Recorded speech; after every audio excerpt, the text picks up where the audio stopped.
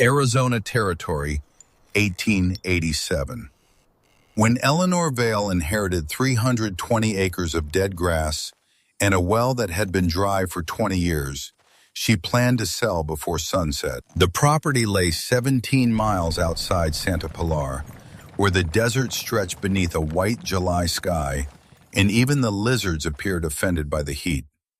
Its house leaned east, its barn possessed more holes than boards, and the field had not produced anything except thorns in recent memory. Eleanor had arrived that morning carrying one carpet bag, $36, and the brass compass her father had mailed to her shortly before his death.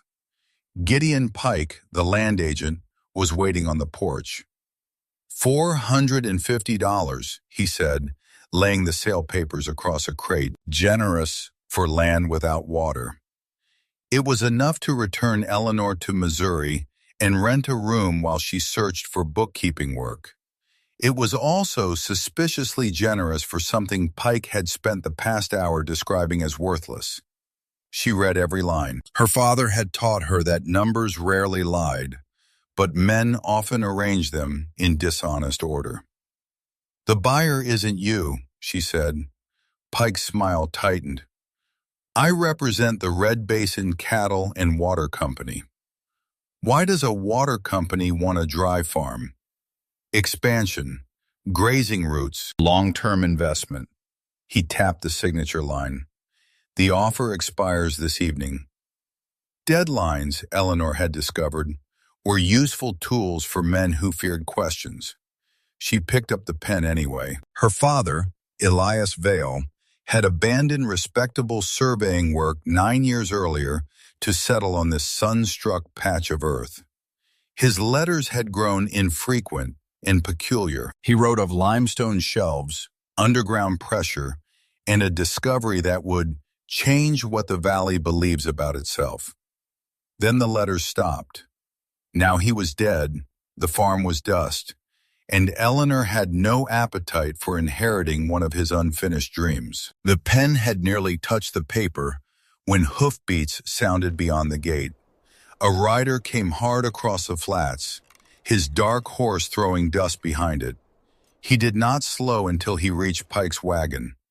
Then he turned the animal broadside across the road, blocking the only route out. The rider's face was lean and weathered. A pale burn scar ran from his left temple to the corner of his mouth, pulling slightly when he spoke. "Don't sign that." Pike rose. "This is private business, Rourke."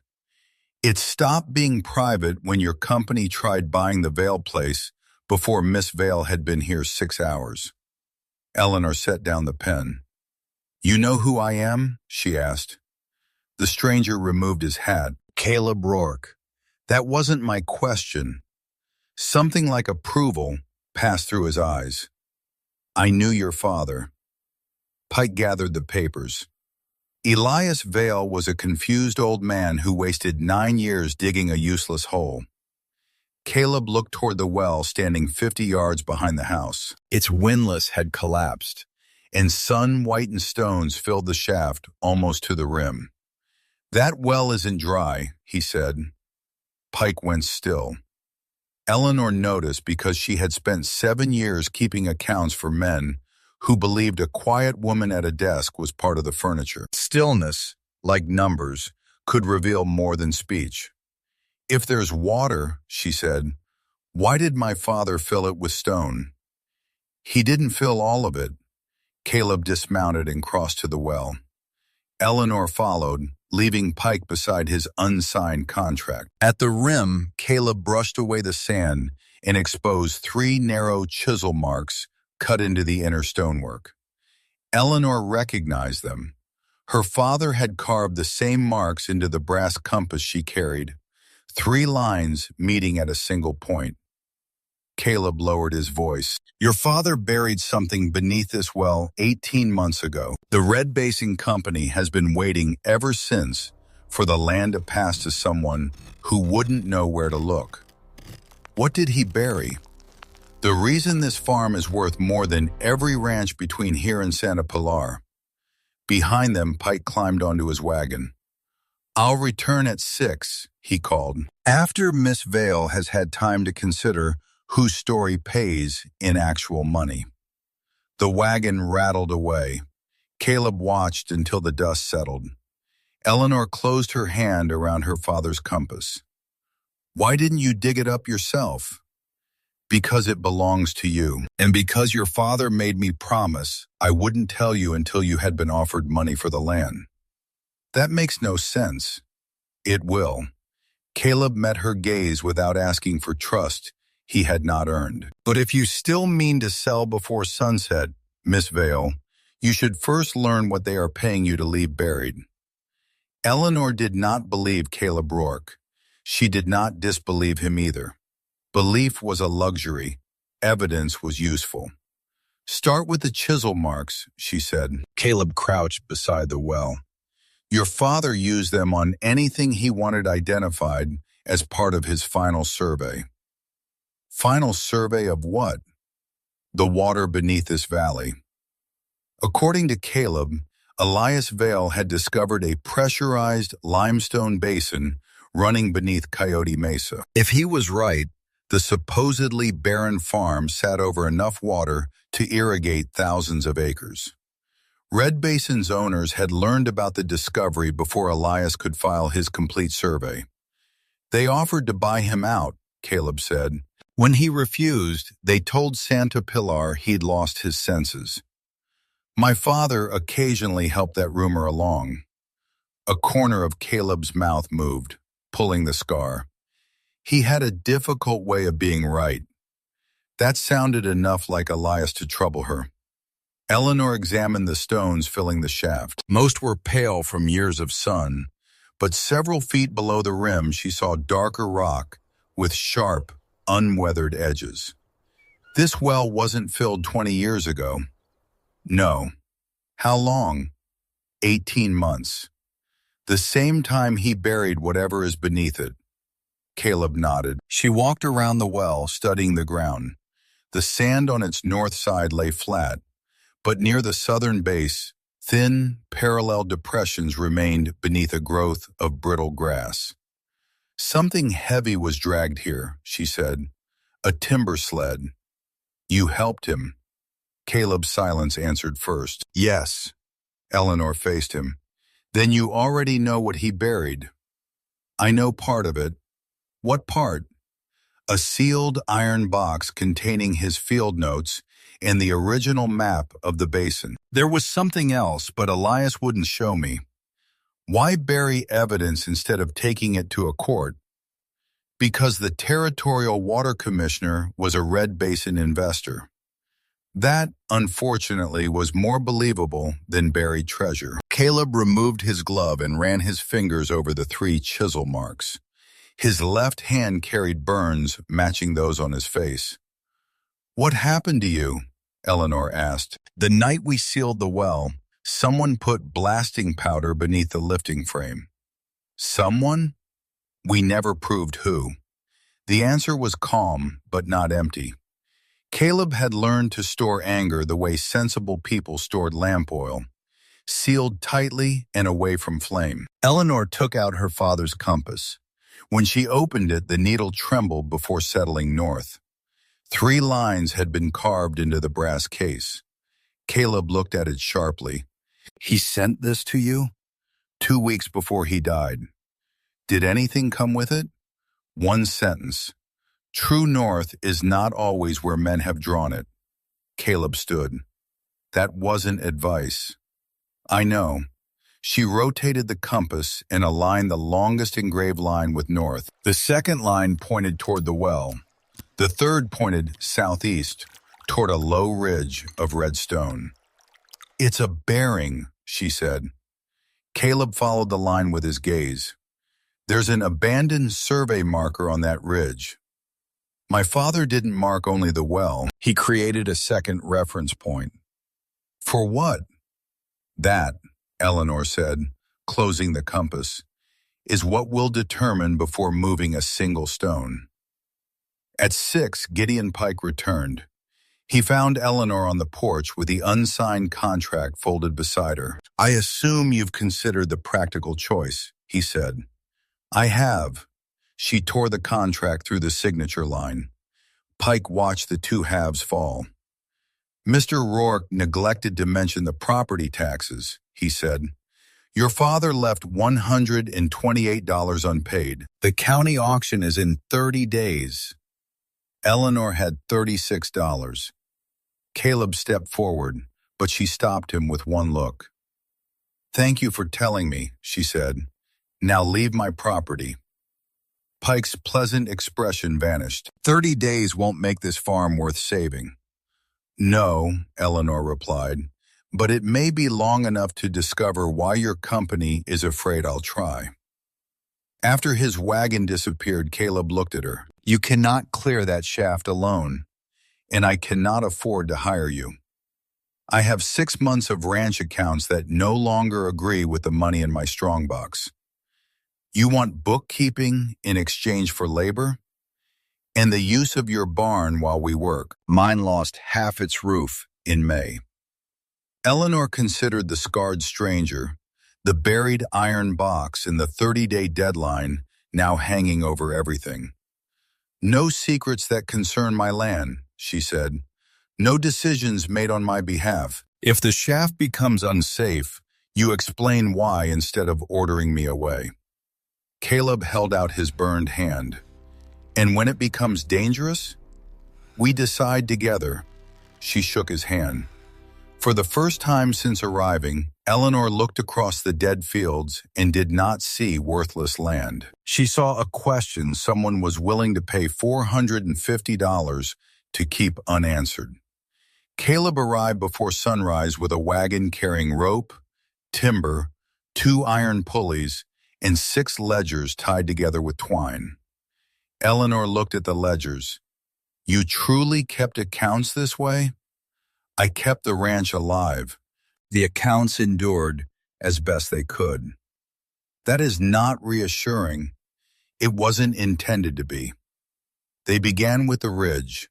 The abandoned survey marker stood nearly a mile southeast of the house. Reaching it required crossing a dry wash and climbing a slope of loose red stone that shifted beneath every step.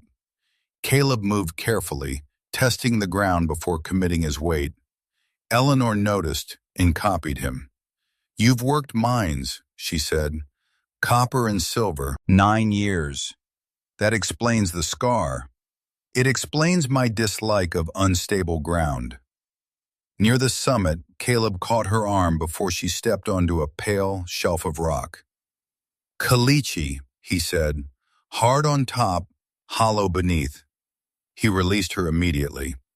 Eleanor struck the shelf with the heel of her boot. The sound underneath was thin and empty. "Show me how to recognize it." Most men would have told her simply to stay behind them. Caleb crouched and demonstrated how hairline fractures formed around unsupported sections and how desert dust collected differently above a hidden cavity. Eleanor listened once. That was generally enough. The marker itself was a waist-high pillar of fitted stone. Wind and sand had softened its edges, but the carved survey cross remained visible on top.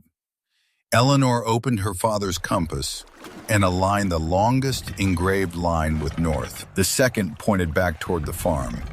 The third ran across the marker and ended at a narrow seam between 2 stones. "There," she said. Caleb inserted the blade of his knife. A flat stone shifted, revealing a hollow no larger than his hand. Inside lay a lead tube sealed with wax. He looked at Eleanor but did not touch it. Her rule, her land, her decision. She drew out the tube herself. The paper inside had been protected from the heat, though the edges were brittle. Elias Vale's narrow handwriting covered one side. "Now, if you have come, Caleb may tell you the rest. Do not lift the center stones." Price's men left powder beneath them. "Begin at the southern wall. Trust your compass before any map drawn by Red Basin." Beneath the warning, Elias had drawn a rough cross-section of the well. A horizontal passage appeared to branch from the shaft 74 feet below ground. Eleanor read the note twice. Then she looked at Caleb. "Who is Price?" "Augustus Price, president of Red Basin." "And what is the rest?" Caleb stared toward the distant farm. "Your father didn't merely discover water. He proved Red Basin had diverted it." "From where?"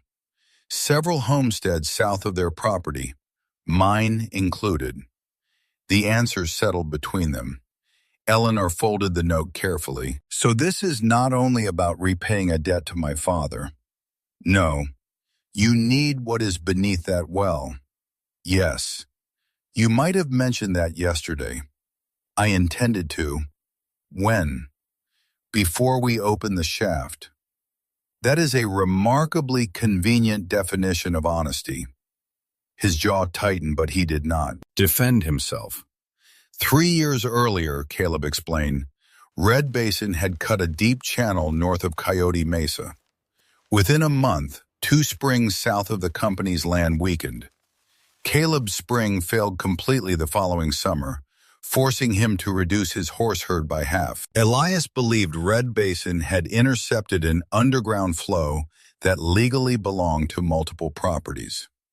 "The iron box contains measurements," Caleb said, "dates, water levels, and copies of Red Basin's original excavation orders. Your father obtained them from one of Price's engineers."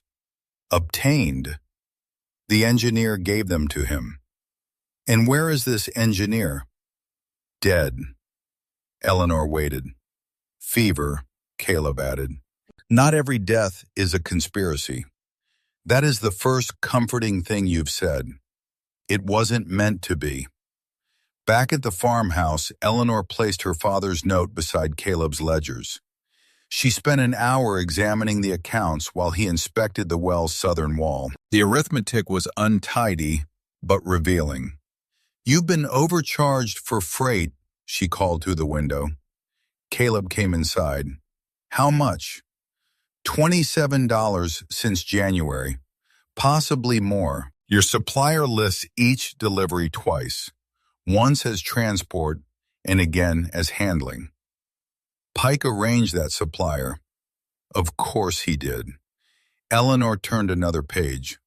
Red Basin's influence was not confined to water. It ran through Santa Pilar's freight office, land agency, and perhaps the county tax collector who intended to auction her farm in 30 days. Caleb studied the corrected figures. "You found that in an hour?" 43 minutes. For the first time, he looked at her not as Elias Vale's daughter or the legal owner of the well, but as someone whose ability had immediate value. "Can you prove it?" "I can make the numbers confess in front of a judge."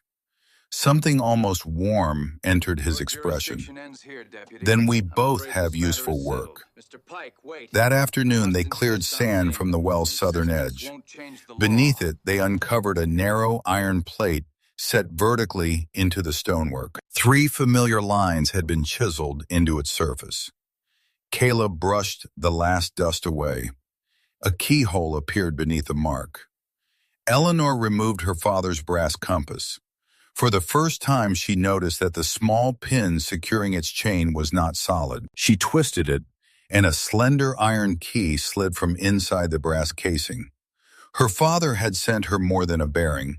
He had sent her the way in.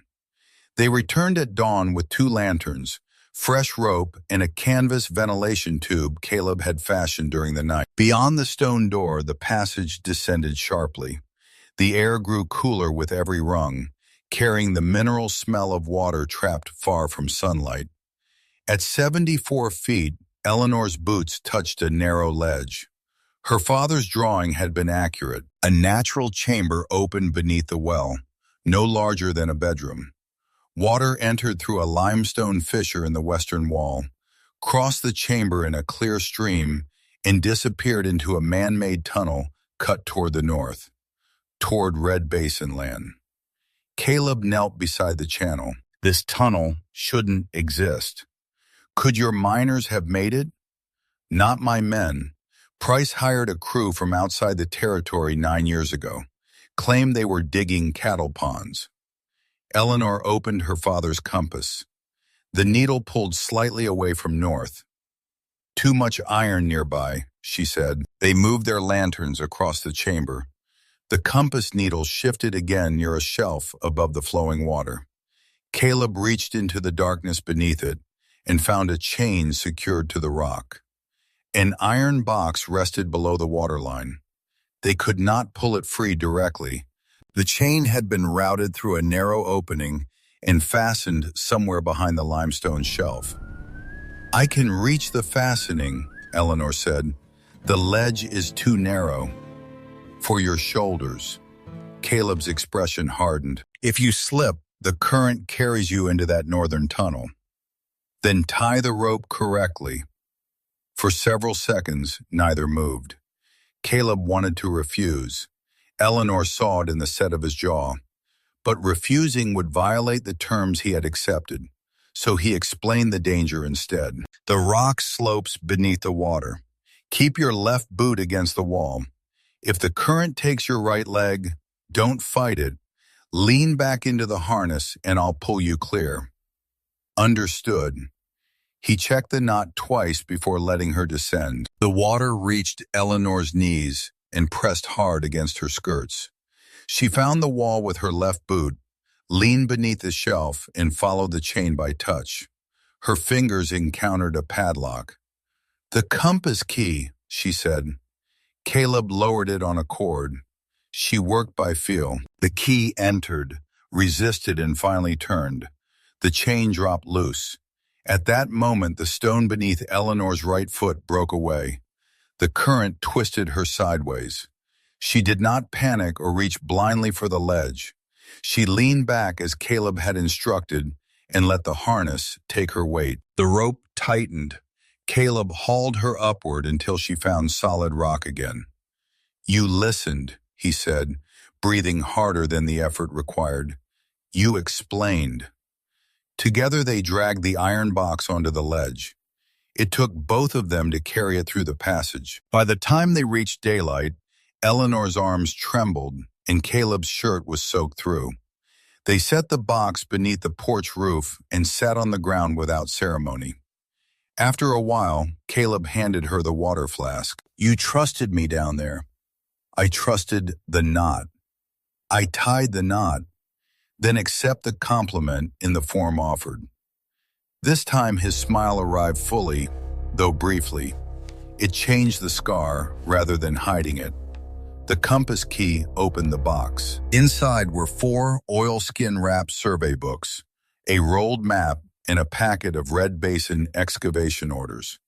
Eleanor spread them across the kitchen table. Her father's measurements showed a steady decline in the southern springs, beginning 8 days after Red Basin completed its secret tunnel. The company's own orders described blasting through the northern limestone barrier and installing an iron gate to control the diverted flow. The final page carried Augustus Price's signature. This proves he ordered the work, Eleanor said. It proves he ordered a tunnel. Price will say he didn't know it crossed a shared water basin. Eleanor examined the box again. One leather strap inside was empty. Beneath it, her father had written a single word, affidavit. The engineer's statement, she said, the document that proves Price knew. Your father never showed it to me. Then where is it? A folded letter lay beneath the last survey book. It was addressed to Eleanor. She opened it. Nell, if the affidavit is not with these papers, assume Pike has learned you are here. He will attack the ownership of the land before Price risks answering for the water. Hoofbeats sounded outside. Caleb went to the window. A county deputy dismounted beside the porch. Gideon Pike climbed down from the wagon behind him, carrying a document case. Eleanor folded her father's letter. Pike entered without waiting to be invited. Miss Vale, he said, county records show that your father pledged this farm to Red Basin against a $600 loan. The company is petitioning for immediate possession. Eleanor looked at the wet iron box, the diverted water map, and the signature of Augustus Price. Then she looked at Pike. That debt is false. His smile returned. Then I suppose you have 30 days to prove that too. The deputy's name was Samuel Ortega, and unlike Gideon Pike, he appeared uncomfortable entering a woman's house with papers designed to remove her from it. You're entitled to a copy, Ortega said. Pike objected. The original is filed with the county, and she is still entitled to read the claim against her. Eleanor took the document to the kitchen table.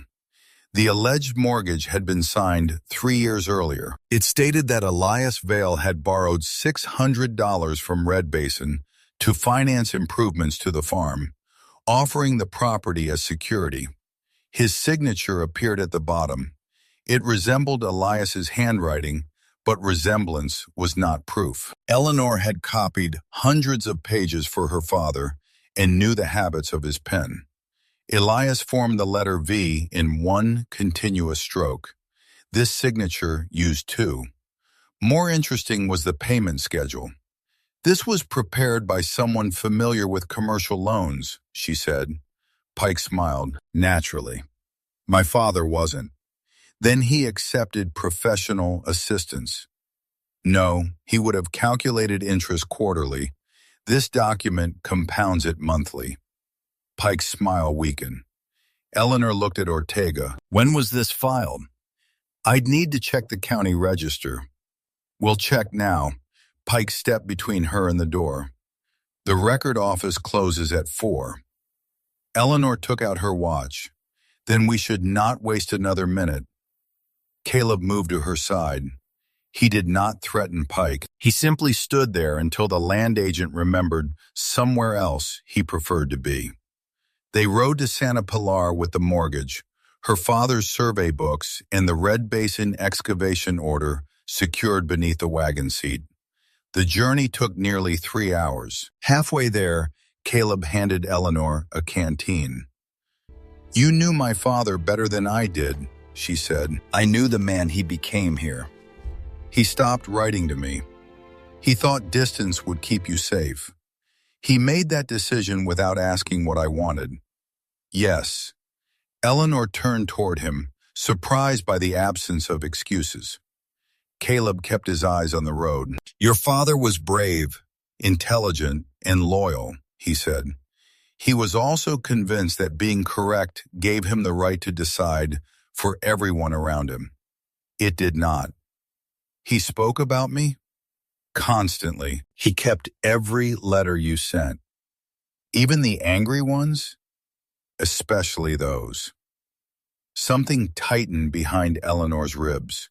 For years she had told herself that Elias's silence meant she had ceased to matter to him. Learning otherwise did not erase the hurt.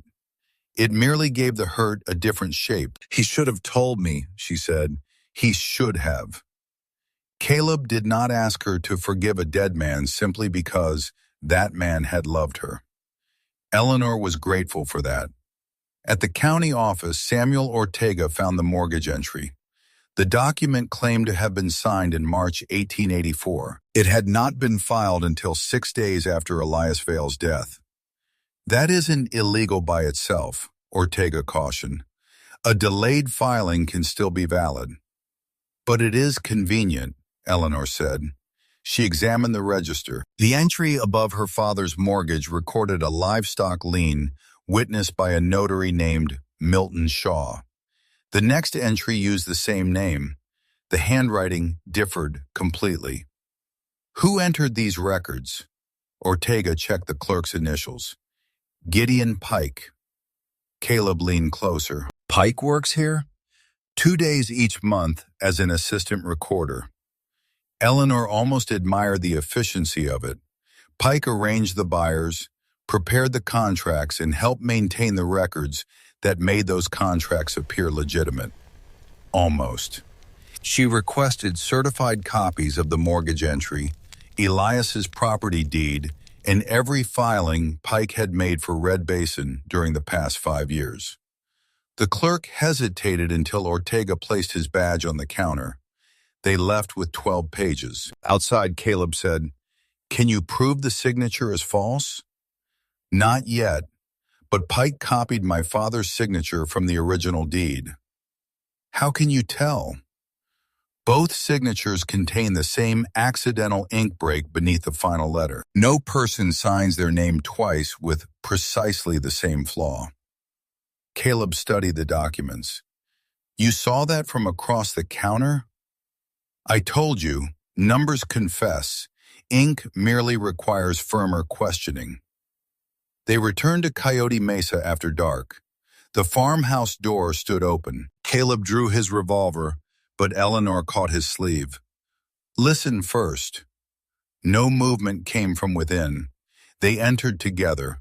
Drawers had been emptied, Elias's papers scattered, and the kitchen shelves searched. Someone had overturned the flour barrel and cut open the mattress. The iron box was gone. The survey books were safe beneath the wagon seat, but Eleanor's brass compass had been taken from the table. For the first time that day, her composure broke. "Everything else was a search," she said. Taking the compass was deliberate. Caleb found boot prints outside the kitchen window and followed them to the road. 2 riders had waited there. One horse wore a damaged shoe that left a crescent-shaped gap in every track. "I can follow them." "No, they cannot be far ahead. And if they are waiting for you?" His expression darkened. "That compass belongs to you." "Yes, which is why we recover it with evidence, not anger." Caleb looked toward the road for a long moment. Then he holstered his revolver. It cost him something to do so. Inside, Eleanor began collecting the scattered papers. Caleb silently joined her. Beneath the overturned table, she discovered that the thieves had missed one item: her father's letter from the ridge. On its reverse side, visible only where water from the iron box had dampened the page, another message had appeared in faded brown ink. "Nell, Pike keeps what he fears losing in the old freight warehouse. The affidavit has never been beneath the well." Eleanor read it aloud. Caleb's gaze moved toward the distant lights of Santa Pilar. The thieves had taken her compass, but her father had just told them where to look for the document that could destroy Red Basin. Caleb slept in the barn that night with a rifle beside him. Eleanor did not ask him to stay. He did not announce that he intended to. He repaired the broken kitchen door, checked every window, and carried the surviving documents into the barn's stone feed room. Then he made supper. The beans were burned on the bottom and undercooked on top, an achievement Eleanor had not previously known was possible. "You can identify unstable rock in darkness," she said, examining her plate, "but water defeats you. I've had other priorities. You own a ranch. I own horses. They object less than people." She ate the beans anyway. Later, beneath the barn lantern, Eleanor organized the copied records while Caleb watched the road. She asked why he had stopped mining. "My younger brother died in a collapse," he said. "Were you there?" "I was foreman." The supporting timber had shown signs of strain. Caleb ordered the crew out, but his brother returned for a trapped worker. Both men died before Caleb could reach them.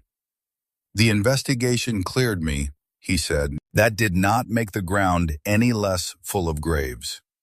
It explained his careful testing of every surface and the fear he concealed whenever Eleanor entered the well. "You still let me descend," she said. "It was your decision. You could have refused to help. That would not have stopped you. It would only have made you less safe." Respect, Eleanor discovered, could be quieter than affection and considerably harder to resist. At first light, they rode to Santa Pilar and found Samuel Ortega. The deputy listened as Eleanor read the hidden message. A dead man's warning was not enough for a search warrant, but the broken door and stolen property were. Ortega rode to the livery stable and inspected Gideon Pike's horse. Its left rear shoe had a crescent-shaped break. By noon, a judge had signed the warrant. The old freight warehouse stood beside the abandoned rail spur at the western edge of town. Pike arrived while Ortega was unlocking it. "This is harassment," the land agent declared. "This is a lawful search," Ortega replied. "You may observe quietly or complain from the jail." Pike chose quiet, though he wore it poorly. Inside, freight records filled 2 desks. Crates belonging to Red Basin occupied the rear wall. Eleanor began with the account books while Caleb and Ortega searched the storage rooms. She found the duplicated charges within minutes. More importantly, she found payments made by Red Basin to Pike on the same dates that false fees appeared in Caleb's accounts. The payments were too regular to be accidental and too concealed to be innocent. "Deputy," Caleb called. He stood beside a locked cabinet in Pike's private office. Through a gap in the warped door, Eleanor saw a familiar brass chain, her compass. Ortega opened the cabinet with the key taken from Pike's ring. The stolen iron box sat on the bottom shelf. Eleanor's compass lay on top of it. Pike stepped toward the door. Caleb moved into his path. He did not touch him. He merely stood still, scar visible in the hard afternoon light. Pike reconsidered. Behind the iron box was a narrow steel strongbox. "Open it," Ortega ordered. "I've forgotten the combination."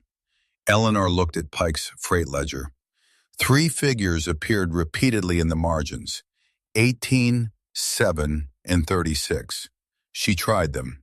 The lock opened. Inside lay $800 in Red Basin notes, a county recording seal that should never have left the courthouse, and a folded affidavit signed by Josiah Crane, the engineer who had supervised Red Basin's tunnel. Eleanor read it standing at Pike's desk. Crane stated that Augustus Price had known the underground flow supplied neighboring properties. Price ordered the tunnel built secretly, then paid Pike to alter the public survey map so the water basin appeared entirely within Red Basin boundaries. Crane had given the affidavit to Elias Vale shortly before dying of fever. "How did you get this?" Eleanor asked. Pike said nothing. "You stole it from my father." "I preserved it," he replied. "Your father would have taken it to a judge and gotten us all killed." Caleb's hands closed into fists. Eleanor stepped between them, not to protect Pike, but to keep Caleb from becoming the angry, scarred man Pike wanted the town to see. "Samuel," she said, giving Ortega the affidavit, "please place this somewhere Pike and Red Basin cannot reach." The deputy secured the document inside his coat. Pike laughed once. It was not a pleasant sound. "You think a piece of paper saves that farm? Price has spent 9 years protecting Red Basin. By tomorrow, there won't be a well left for your measurements to prove anything." Caleb turned toward the window. Beyond the town, a faint column of black smoke was rising over Coyote Mesa. They ran. By the time their wagon reached the farm, the barn roof was burning. 2 masked riders were galloping north across the flats. Caleb went for the barn. Eleanor caught sight of something beside the well, a fresh copper wire disappearing into the hidden passage. "Caleb!" He followed her gaze. The fire was a distraction. Someone had placed a new charge beneath the well, and the fuse was already burning. Caleb tore open the barn doors. The horses bolted through smoke and sparks, scattering across the yard. The roof above the empty stalls groaned, but the stone feed room containing Elias's survey books had not yet caught fire. Eleanor knelt beside the well. The fuse burned steadily toward the southern passage. "How long?" she asked. "Perhaps 6 minutes." "Where will the charge be?" "Wherever it can collapse the lower chamber." Caleb secured a rope to the iron hooks. Take the wagon and get clear. No. Eleanor, you cannot descend and manage your own safety line. If the passage shifts, you'll have no one above to feel it. The fire reflected in his eyes. Everything in him wanted to order her away. Instead, he forced himself to explain, if the lower charge ignites, the entire shaft may collapse. Then we have 6 minutes to prevent it together. Caleb gave one hard nod. They descended. Smoke followed them through the upper passage, thinning as the air grew cooler. The burning line ran along the wall beneath iron staples Pike's men had driven into the stone. At the first platform it divided. One branch climbed toward the old powder pocket beneath the central stones. The other continued toward the underground stream. 2 charges, Caleb said. I'll take the lower one. No. You cannot fit beneath the limestone shelf. I'll find another way. In 6 minutes? The question stopped him. Eleanor secured her harness using the knot he had taught her. Caleb checked it once, then placed the brass compass in her hand. If the ledge moves, lean into the rope. I remember. I know. He turned toward the upper charge. Eleanor descended alone. The water in the lower chamber had risen since their last visit. It reached above her knees and pushed against her with steady force. The fuse crossed the narrow ledge and vanished beneath the limestone shelf where they had found the iron box. She lowered herself into the current. For one terrible moment, her right boot found nothing. Then she located the sloping rock and pressed her left shoulder against the wall. Beneath the shelf, a wooden powder case had been chained beside the iron water gate.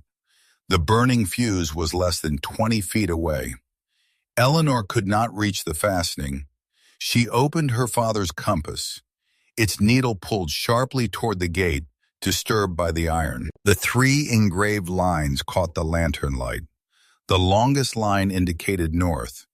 The third pointed toward a narrow recess behind the gate. A control lever lay inside. Her father's survey had not merely mapped the water. He had marked the mechanism Red Basin used to divert it. Eleanor reached through the opening and pulled. Nothing happened. She braced both feet and pulled again.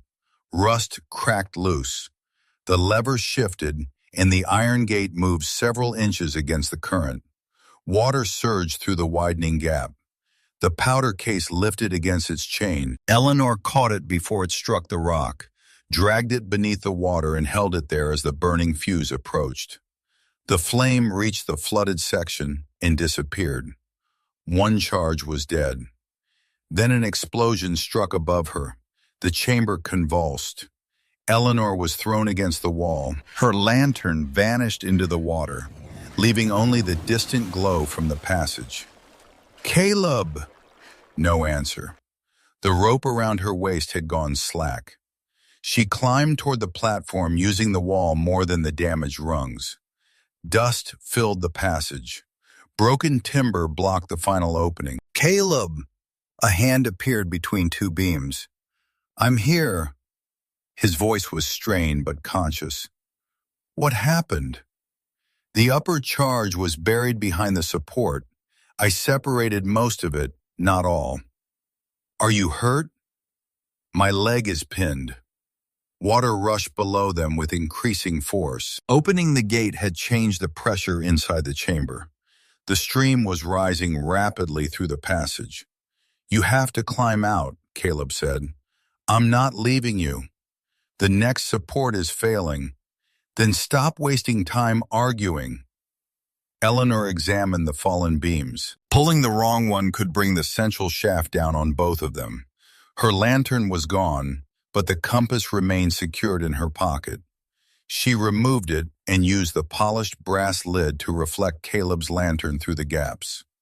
One beam lay across his left leg. Another carried the weight of the fractured platform above him.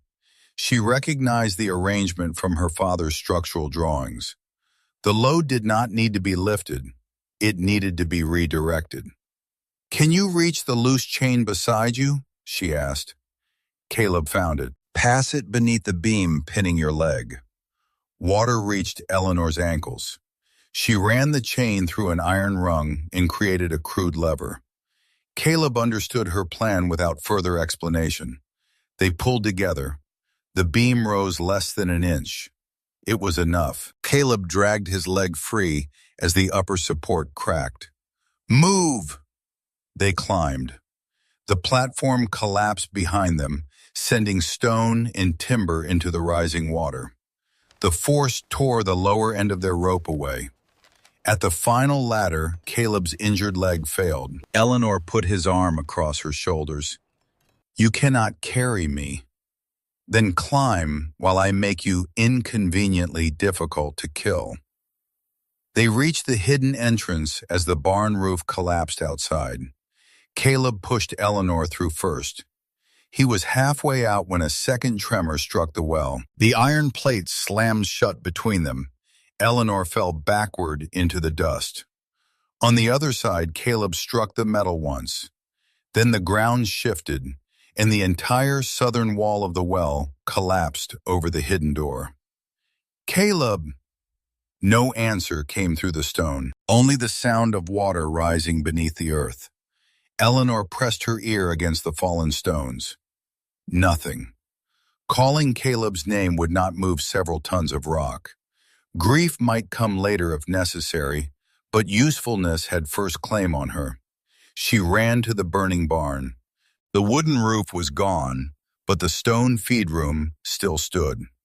Eleanor pulled Elias's survey map from beneath the wagon seat and spread it on the ground.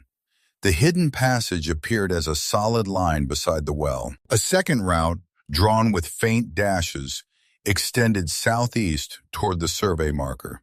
She had mistaken it for a bearing. It was an emergency shaft. One of the escaped horses stood beyond the corral, trembling but uninjured. Eleanor caught it, loaded rope and a pulley across the saddle, and rode for the ridge. At the marker, she aligned the compass with her father's 3 engraved lines. The third line crossed the stone pillar and continued toward a patch of pale caliche 10 yards below. She tested the ground before every step, exactly as Caleb had taught her. The hollow section revealed itself by sound. Beneath a layer of loose stone, Eleanor found an iron ring set into a fitted slab. She cleared it, attached the pulley to the survey pillar, and raised the slab with the horse's weight. Cool, damp air escaped from below. Caleb! 3 faint blows answered from underground. Not random blows, a miner's signal. Alive. Eleanor anchored the rope and descended. The shaft was narrow but stable. Elias had cut footholds into one wall and reinforced the other with iron braces. 40 feet below the ridge, it joined a sloping tunnel filled with ankle-deep water. Caleb's lantern appeared around the bend. He sat against the wall with one leg extended. Blood darkened his trousers below the knee, and his face had gone gray beneath the scar. A rock hammer rested in his hand. "You found the second bearing," he said. "You sound surprised." Relieved. Eleanor examined his leg.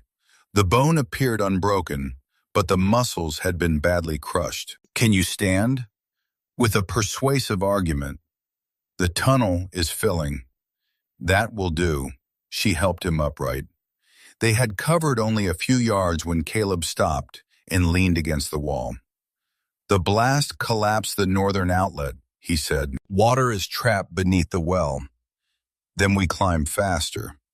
If the pressure keeps building, it will bring down the chamber and half the southern field." Eleanor understood what he was saying. "We cannot leave yet. I hoped you might disagree." Would it matter? No. Using Elias's map and Caleb's knowledge of the rock, they followed the emergency tunnel deeper beneath the ridge. The water rose to Eleanor's calves. At the end stood another iron gate, hidden behind mineral deposits. Unlike the northern diversion, this passage followed the basin's natural slope toward Coyote Mesa. "Your father built a spillway," Caleb said. If we open it, the pressure will escape across your land. Can we? The wheel is locked. Eleanor took out the brass compass. The key hidden inside fitted the central mechanism. Caleb braced his good leg against the wall and gripped the iron wheel. Eleanor joined him. They pushed together. Nothing moved. Water climbed above their knees. Caleb adjusted his position, studying the gate as he would a mine support. The pressure is holding it closed. We need to shift the weight before turning. He directed Eleanor to a smaller lever concealed near the floor. She used the pulley rope to pull it while Caleb held the wheel. Metal groaned. Again, he said. They pulled. The gate moved 1 inch, then 2. Water struck it with enough force to shake the tunnel. Caleb's injured leg gave way, but Eleanor caught his shoulder and held the lever in position. "Do not let go," he warned. I had gathered that. With one final turn, the lock released. The gate flew open. Water roared past them into the spillway, carrying stones, timber fragments, and 9 years of trapped pressure toward the surface. The level around their legs fell rapidly. Caleb looked at Eleanor through the darkness. "You did it. We did it." Try to remain accurate. They returned to the emergency shaft. Eleanor secured the harness around Caleb and used the horse, pulley, and her own weight to raise him. Only after he reached the ridge did she climb out. They emerged into late afternoon. Below them, a stream of clear water burst from the base of the ridge and followed a long, neglected irrigation channel toward the farm. It spread across the lowest field, turning the dust dark beneath it. The dry well had surrendered its secret. Coyote Mesa was not dead land. It had been robbed. Caleb lay against the survey marker, exhausted. Eleanor knelt beside him and tore a strip from her underskirt to bind his leg. "You should have left me beneath the well," he said. "Yes, that would have been extremely practical." "I mean it. So do I. You were not something I was willing to leave buried." His eyes held hers. Eleanor felt the answer between them before either spoke. Respect had become trust, and trust had become something more dangerous precisely because neither of them could dismiss it as loneliness or gratitude. Caleb covered her hand with his burned one. "I have spent years believing that caring for someone meant preparing to lose them. Perhaps it means trusting them to come looking." Below the ridge, water continued across the land, filling channels Elias Vale had dug while everyone called him mad. In the distance, riders approached from Santa Pilar. Samuel Ortega led them, followed by men carrying shovels and water barrels for the burning barn. For the first time, Eleanor did not face approaching riders alone. She kept her hand beneath Caleb's until help reached them. Samuel Ortega's riders reached Coyote Mesa in time to save the farmhouse and the stone feed room. The barn could not be saved. By nightfall, it was a black frame against the desert sky. But the horses lived. Elias's survey records remained intact, and water continued flowing from beneath the ridge. The men from Santa Pilar followed the new stream to the shattered well. There they found the northern diversion tunnel, fragments of fresh blasting wire, and footprints matching 2 Red Basin employees. Augustus Price denied ordering the attack. His records were less loyal. The excavation orders bore his signature. Josiah Crane's affidavit established that Price knew the basin supplied neighboring properties. Elias's measurements proved when the southern springs began failing. Pike's ledger documented secret payments, and the stolen county seal connected him to the forged mortgage. Faced with prison, Gideon Pike began remembering a remarkable number of details. The false debt against Coyote Mesa was invalidated. Red Basin's claim to the underground water failed, and the territorial court ordered the company to reopen every channel it had unlawfully diverted. The criminal proceedings would take months. Saving the farm could not wait for them. Eleanor still owed $128 in property taxes. 7 days after the fire, she invited the owners of 5 neighboring homesteads to Coyote Mesa.